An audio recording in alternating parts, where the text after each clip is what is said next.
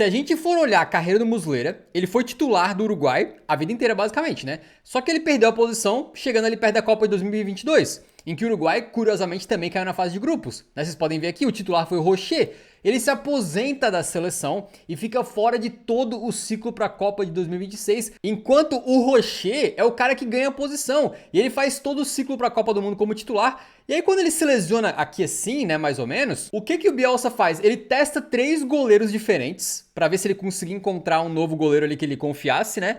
E ele acha que não bota fé em nenhum, porque ele desaposenta da seleção o Muslera, que de última hora faz esse amistoso contra a Inglaterra aqui, né, e depois vai para a Copa do Mundo com a vaga de titular. Ah, ele é um jogador experiente, a gente precisa disso pra Copa do Mundo e tudo mais, mas cara, tu manteria um maluco que entregou o primeiro jogo, vale lembrar o gol da Arábia Saudita, naquele rebote ridículo que ele dá, entregou o segundo jogo, eu não vou culpar ele por aquele gol de falta de Cabo Verde, porque a barreira abre, mas o segundo gol em que ele sai de uma voadeira maluca lá no meio do campo e deixa o gol vazio, é 100% culpa dele, e hoje ele comete mais um erro, cara. Então tu imagina tu trazer um cara de 40 anos, que não tava na seleção há 4 anos, só pra Copa do Mundo, o cara entrega um jogo, tu não tira, o cara entrega 2 jogos, tu não tira, e tu vai tirar no intervalo do terceiro jogo que ele entregou, cara. Pra piorar, né, aparentemente, o Bielsa chegou pra esse jogo aqui com uma crise absurda, porque os jogadores do Uruguai se rebelaram contra ele, ele queria que o time pressionasse mais a Espanha e os jogadores queriam jogar mais reativos, né, fechadinho na defesa pra poder sair no contra-ataque. Quando o Luizito Soares se aposenta da seleção uruguaia, o que ele fala depois, né, que basicamente o Bielsa tem uma personalidade muito esquisita, ele faz coisas que separam, dividem o time. Por exemplo, não deixar os caras nem cumprimentar as pessoas, não deixar nenhum funcionário da seleção almoçar com o elenco ali, coisa do tipo. E o Bielsa, cara, é importante a gente notar que ele é um treinador histórico pro futebol, né? Ele não é um dos maiores pelas conquistas, mas em termos de filosofia ele influenciou muita gente, inclusive o Luis de la Fuente, que é o técnico da Espanha hoje, inclusive o Pochettino, né, que tá treinando nos Estados Unidos aí. Só que uma coisa tão importante no futebol, talvez até mais importante do que tu ter a tática perfeita ali que vai fazer o time rodar e funcionar, é tu conseguir gerir o vestiário, tu conseguir gerir o ambiente, tu fazer com que os jogadores estejam unidos, confiantes, que entendam o teu projeto e comprem ele, né? Ou seja, se matem para conseguir executar a tua visão dentro de campo. E o Bielsa, apesar de ele parecer um gênio na parte tática, na parte humana me parece que falta muito, porque não é a primeira, nem a segunda, nem a terceira vez que a gente vê esse tipo de relato, que as relações ao redor dele dentro do time ou da seleção em que ele tá gerenciando, né, acabam se quebrando. E no final das contas, o Uruguai virou uma panela de pressão, chegando para essa partida contra a Espanha, simplesmente precisando ganhar. E eu já vou falar mais sobre o jogo em si, né? Mas a Espanha também é bom ressaltar que eles entraram com força máxima aqui e jogaram pouquíssimo. Tá, das 3 partidas que a gente viu da Espanha no Mundial, contra Cabo Verde eles tiveram muita dificuldade perante a retranca dos Tubarões. Contra a Arábia Saudita eles melhoraram e a gente pensou, pô, essa aqui é a Espanha mesmo, né? E hoje foi uma partida muito mais próxima daquela que eles fizeram contra Cabo Verde. Uma Espanha inoperante, inofensiva e cujo melhor jogador, que é o Yamal, hoje não jogou absolutamente nada. Ele foi neutralizado por esse camarada aqui, o Sanabria, praticamente o jogo inteiro. Primeiros 20 e poucos minutos não acontece basicamente nada no jogo, mas eu queria mostrar um pouco da formação do Uruguai, porque ela é muito importante para entender como é que sai o gol da Espanha depois, né? Eles estão jogando aqui num 5-4-1, mais ou menos assim, né?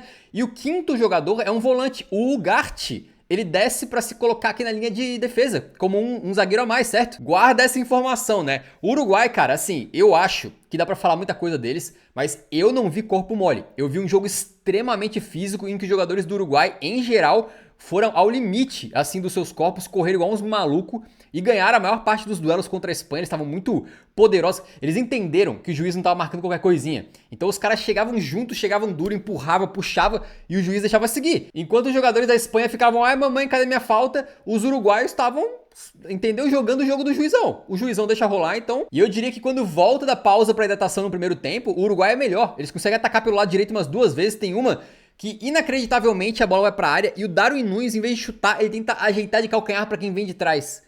Cara, o centroavante que tem medo de chutar pro gol é um negócio, é um fenômeno, realmente, né? Aqui o Maxi Araújo, que provavelmente foi o melhor jogador do Uruguai nessa Copa do Mundo, faz uma jogadaça pela ponta, dribla uns 2 caras e bota pro Bentancur, ele chuta pro gol, assim, de muito longe, mas era o Uruguai tentando fazer alguma coisa, enquanto a Espanha tava praticamente nula no jogo, até que sai o gol do Baena.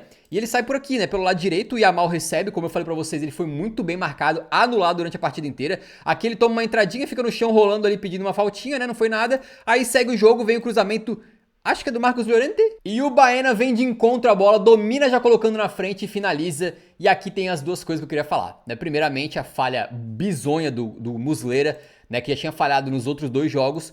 E essa aqui, uma bola que vem completamente ao alcance dele. E ele deixa passar de uma forma tão esquisita, cara. Porque a bola rebate pra trás e entra no gol de mansinho ainda. É um gol, ou é uma falha assim grotesca. E o Muslera, bem possivelmente, é o pior jogador da Copa do Mundo. Imagina tu ser um goleiro que entrega 3 jogos. Tua seleção fez 3 jogos, tu entregou os 3. Vocês deixem nos comentários se vocês acham que tem algum jogador que jogou pior do que ele nessa Copa. Eu acho que o Muslera é o pior jogador dessa Copa do Mundo. Por essa câmera de trás, eu não sei se é verdade isso ou se eu tô imaginando, tá? Mas eu tenho a impressão que a bola dá uma quicadinha mais do que esperado, assim. Eu não sei se tem algum tipo de relevo ali na parte onde tá pintada a linha da pequena área ou se é algum buraquinho no campo, mas eu tenho a impressão que a bola dá um... Tipo assim, tu previu uma trajetória assim e ela pulou um pouquinho mais, sacou? Isso não tira a culpa do Muslera, que tava inteiraço na jogada, né? O cara tem que ter a reação pra conseguir lidar com esse tipo de momento aí. Mas outra coisa que eu queria mencionar é que esse gol sai muito por conta do posicionamento do Ugarte, que lá no meio campo ele meio que se lesiona sozinho, né? O Pedri carrega 2 na marcação aqui e o Ugarte acaba tentando desarmar o Pedri, ele se lesiona e fica parado aqui, ó. A jogada do gol é essa aqui, tá? O Ugarte tá aqui, ó. Esse aqui é o Ugarte. Lembra que ele é o 5º homem da defesa? Então, quando essa bola aqui do Marcos Llorente chega na área, não tem o 5º homem da defesa. Aqui tá meio bagunçado, mas eu acho que é o Varela aqui, o loirinho, né, lateral direito. Esse aqui é o Canóbio, que é o ponta direita fechando aqui, né. Aí aqui a gente tem, eu acho que é o Oliveira e o Cáceres, né, são os dois aqui. E não tem como prever o que aconteceria, mas supostamente o posicionamento do Ugarte é exatamente aqui assim, ó. Era pra ele estar dentro da área, né, defendendo se ele não tivesse caído lá pra trás, ficado lá. Então realmente um momento de azar pro Uruguai também, né, com o detalhe de que não era simulação do Ugarte, ele teve que ser substituído, né, ele saiu do jogo ali. O Uruguai chega a criar uma chance ou outra, né, essa aqui tem uma bela jogada em que acho que o Max Araújo faz o pivô não, o corta-luz, e alguém vai na linha de fundo ali pra cruzar, e aí quando vem cruzamento, até a bola sai com perigo aqui, né, porque o Laporte dá um carrinho, e acaba tirando ela, a bola vai contra o próprio patrimônio dele. Mas é impressionante como o Darwin, cara, velho, assim, eu tento gostar muito dele, né? Eu tenho uma simpatia pelo Darwin, mas é difícil, cara. Um centroavante que quando a bola chega pra ele, não quer chutar, ele quer tocar pra trás de calcanhar. E quando ele precisa, sabe, se adiantar, conseguir chegar antes, ele nunca consegue, cara. É impressionante, assim, uma Copa horrorosa. Na real, teve um momento que ele foi bem, né? No segundo jogo, quando ele veio no banco, ele foi bem. Mas fora isso, nos outros 2 jogos, rapaz, chegamos pro intervalo assim, um jogo muito mais brigado do que jogado, né? E no segundo tempo vem a substituição, né? Não foi aos 54 não, isso aqui é só por causa do replay, foi logo no intervalo mesmo que veio o goleiro Rocher. Eu acho que depois que essa Copa acabar, e pro Uruguai acabou de acabar, né? O Bielsa vai ser mandado pra rua no aeroporto ainda. Com certeza vai ser demitido assim que possível. Imagino que vai ter declarações dos jogadores do Uruguai explicando um pouco o que aconteceu. E eu não sei se a gente vai saber ou não, mas eu queria saber muito como é que foi o vestiário desse intervalo aqui. Se o Muslera pediu pra sair, se os jogadores pediram pro Muslera sair, se o Bielsa chegou e bancou a saída dele, né? Olha, mas assim, não deve ter sido um vestiário tranquilo no intervalo. Deve ter sido um arranca-rabo desgraçado. Esse aqui é um momento que eu achei que ia ser decisivo na partida, porque o Sanabria, lateral esquerdo do Uruguai, que tava marcando muito bem o Yamal de perto, sem deixar o Yamal jogar, deu uma entrada violenta não, né? Mas uma entrada forte no Yamal e tomou o amarelo. Aí ele teria que tomar mais cuidado, né, na marcação do Yamal. Quando chega a 56 minutos, o Bielsa tira o Valverde, craque da equipe, foi pra fora. Então, tu vê que as coisas não tão legal, cara. Tipo assim, em termos de atuação, justificava o Valverde continuar em campo?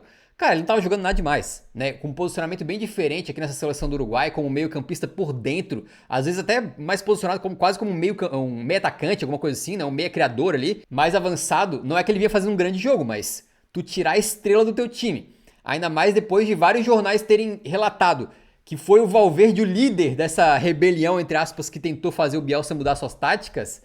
Assim, parece uma mensagem, né? Parece uma espécie de queda de braço ali. Porque se fosse só pelo jogo, provavelmente tu deixa o craque da equipe em campo, né? Porque ele pode decidir ali a qualquer momento. Saiu triste, hein? Não cumprimentou o Bielsa. O negócio tava meio tenso, cara. Aqui tem dos poucos momentos que o Yamal consegue jogar na partida. Ele recebe na ponta, puxa pro meio, sem se aproximar muito do Sanabria. E aí ele toca pro Olmo. O Olmo pega muito mal na bola, mas era uma boa chance de gol que o Yamal criou ali. E aqui ele dá uma escapada do Max Araújo também, que foi linda. O Max tentou quebrar ele no meio e não conseguiu, cara.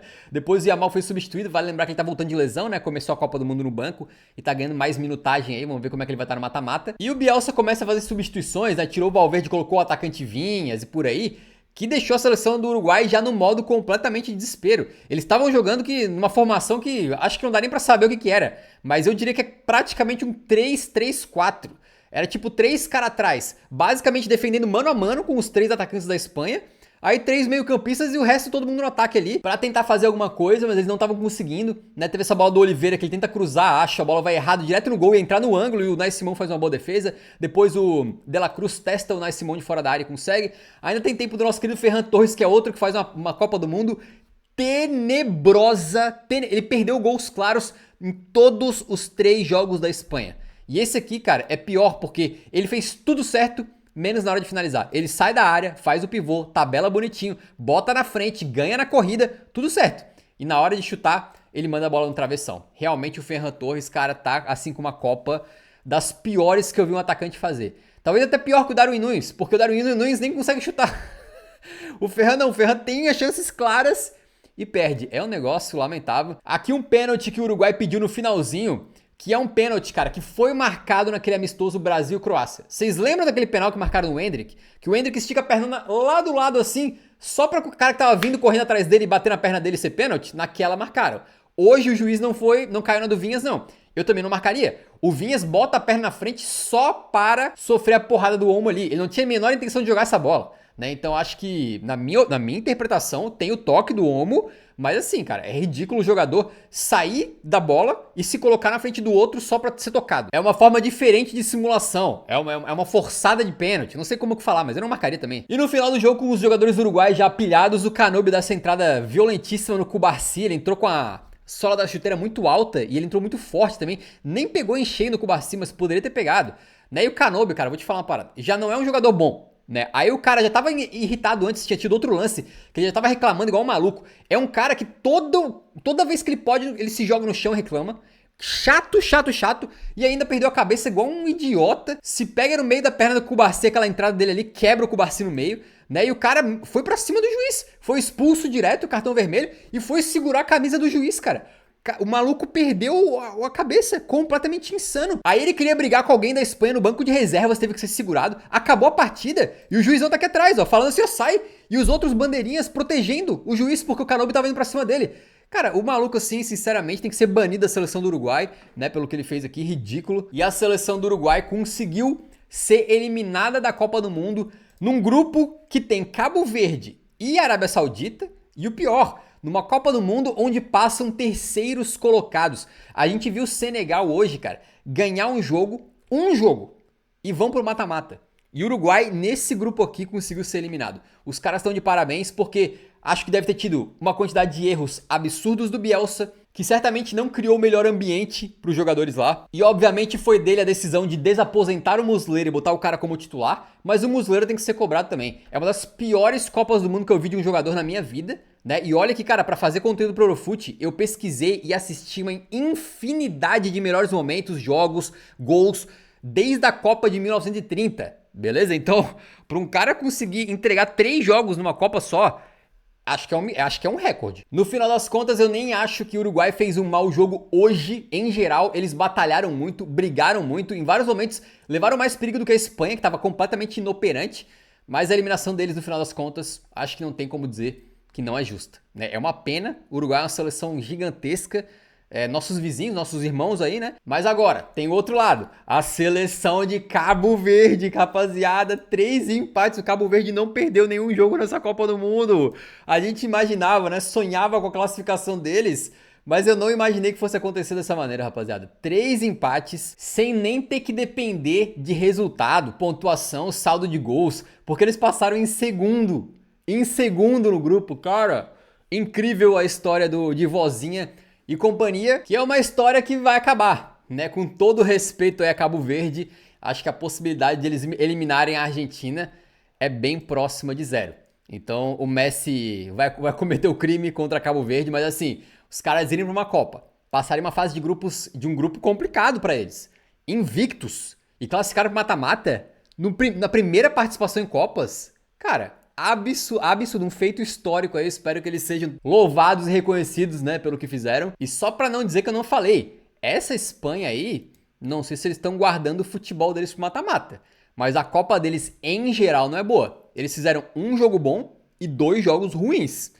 Olha, se jogar assim no mata-mata, é possível que alguém cometa o crime. Aí não tá definido quem que eles vão pegar, né? É o segundo lugar. Não. É o segundo lugar desse grupo aqui. Áustria, Argélia, Jordânia. Não, nenhuma dessas seleções vai cometer o crime contra a Espanha. Mas depois vai que a Espanha enfrenta um Portugal na próxima fase, uma Colômbia, né, uma Inglaterra, uma Croácia. Vai saber. Olha, essa Espanha não botou fé nessa Copa do Mundo não, cara. Se você não for inscrito ainda, se inscreva aqui pra acompanhar o restante da Copa do Mundo comigo, fechou?